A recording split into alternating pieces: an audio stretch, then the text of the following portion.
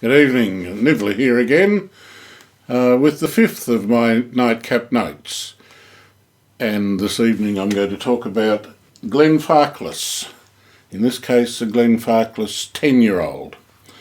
Now Glenfarclas classifies itself as a highland single malt, but having been to Glenfarclas I can tell you that it's in the heart of Speyside.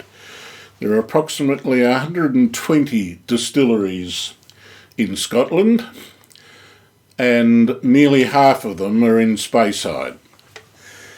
If you look at the map of Scotland, you'll see the distilleries scattered around the country very evenly until we get to this little Speyside area.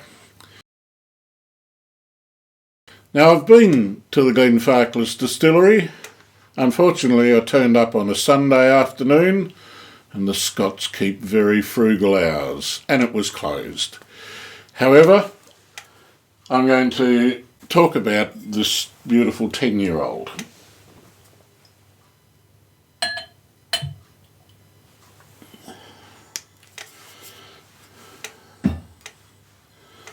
So if you look at the colour, you get a really bright straw.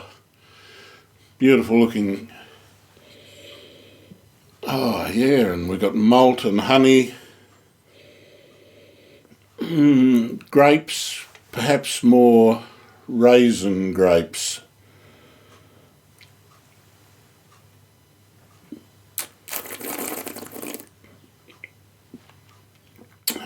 Now that is smooth as. There's no burn in there. 40% alcohol.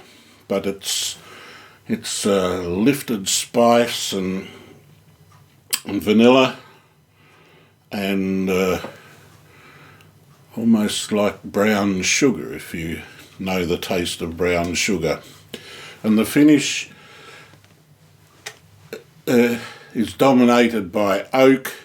It's long, it's salivating, and maybe a hint of latte, if you can imagine such a thing.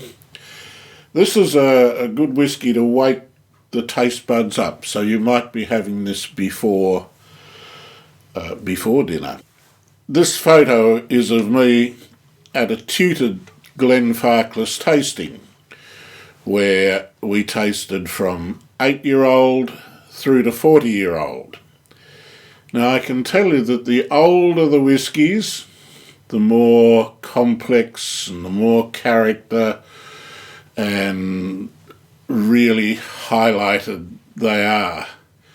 But the older they get, the more expensive they get.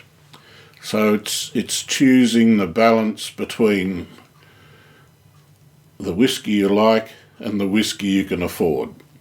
The 10-year-old, generally about $90. Whereas the 40-year-old might cost you into the four figures. So, a nice whisky.